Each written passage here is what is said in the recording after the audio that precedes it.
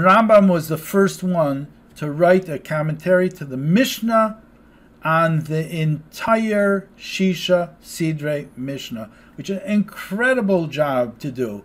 Don't forget, on almost half of the Gemara, we do not have Talmud Bavli. We do not have Gemara. On half of the Mishnayos of the Shisha Sidrei Mishnah.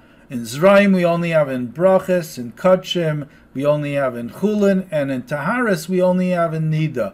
So therefore, in order to do that, he had to really extensively do such research, and that was just in his early years, around 30 years old. It took him around 10 years to finish Pirush HaMishnayos. So the Rambam came along. Now there's a difference in this chapter here. Mefarshei HaMishnah Shekadmei LeRambam. It's a good thing to look at, because you're going to see one of the Balei Tosfos, his name is Reb Shimshon Mishantz from France. He actually made Aliyah together with a whole bunch of other Balei Tosfos to Eretz Yisrael. And he wrote, we have in the back of the Gemara, you can have on one side the Rambam's Pirush HaMishnayos, on the other side Reb Shimshon Mishantz. Now the difference is that Reb Shimshon Mishantz was pure Baal Tosfos, so he was just schlepping you back into Gemara. The Rambam, however, was not like that. The Rambam says that his Pirush on the Mishnah could be independent. And we're going to talk about this over here now. We'll talk about, because the Rambam himself, Matzav Liban HaMishnah Lifnei Rambam, Mefarshei HaMishnah beforehand. However, the Rambam was the only one who wrote a complete Pirush on the Mishnah. So you're going to have here Reb Shimshon Mishantz, and you have a biography about him. And here it talks about the differences between the Rash Mishantz and the Rambam. But what we're going to focus now over here is what the Rambam says himself. The Rambam says himself in his Akdama, what is, here we have 1150 to 1230, that means he lived in the same years as the Rambam. The Rambam was born 1138 and passed away 1205. And, and he ended up in Yerushalayim. All right. So, we're going to tell you briefly, and once again, look into the Sefer itself. And he mentions in the beginning, well, the Rambam was fascinating, that he was one of the first people to write Hakdama. And I say he's the first one to write a proper introduction to his Sefer. Yeah, before Reb Sadia Gaon wrote, and actually there is one of the Gaonim was the first one to write Hakdama, but the Rambam's Hakdamas are fascinating, and it makes so much sense what he does in his Hakdama. But that's a discussion for a different time. So, in the beginning of his Pirush HaMishnayos, by the way, if you really want to learn Pirush HaMishnayos well, which is fascinating, which is great, which is enjoyable, you should use the version of Rabbi Yosef Kapach. And he has 3 volumes. They're in blue, because the Rambam wrote it in Arabic. The translations were horrific, and Rabbi Yosef Kapach did a great job. He also has wonderful ha'aris there. Rabbi Yosef Kapach, who passed away previous generation. Okay, so the Rambam says, and based on these words of the Rambam, you're going to ask me a question and say, hey, what's this whole share worth anything for? But I'll tell you once again that the Rambam is all following one path, and it's so consistent. Number one, he tells you, the reason I wrote Pirush HaMishnah is, it's a bir HaMishnah v'sikum shel divrei Talmud. Once again, going to the Gemara. It's a explaining the Mishnah, used independently, and it also gives you a bottom line of the Gemara, a summary.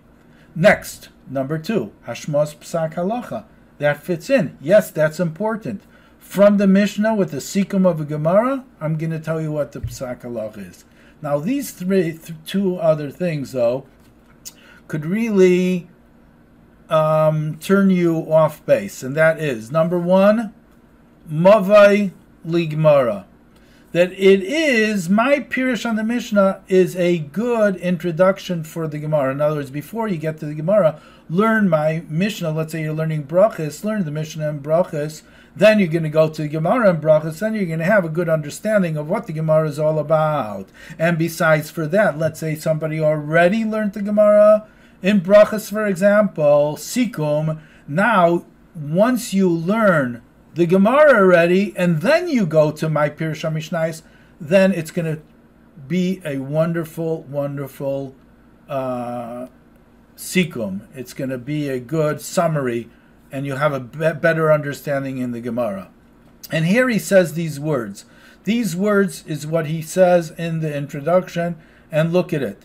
And he says also, he bemoans the fact that people really ignore the Mishnah, and they're not familiar with Zrayim, Kodshim, and Taharas. V'fishem tishal gadol shebegainim al pirush halacha min Mishnah lo yuchal leimer l'cha b'shum davar elim keinu hayizaycher al peh Talmud al oisa halacha or yon l'chashem ve'ein b'yachayla shum adam liskar kol Talmud al peh. It's impossible for someone to know the whole Gemara about peh. Therefore, the Rambam is to the rescue. Okay, so now I even wrote over here, Mikan Nitan Liris, that the Rambam saw the Mishnah not only independent, but it is connected to the Gemara. So, based on what we said before, you have 4 benefits of his Pirush HaMishnayos.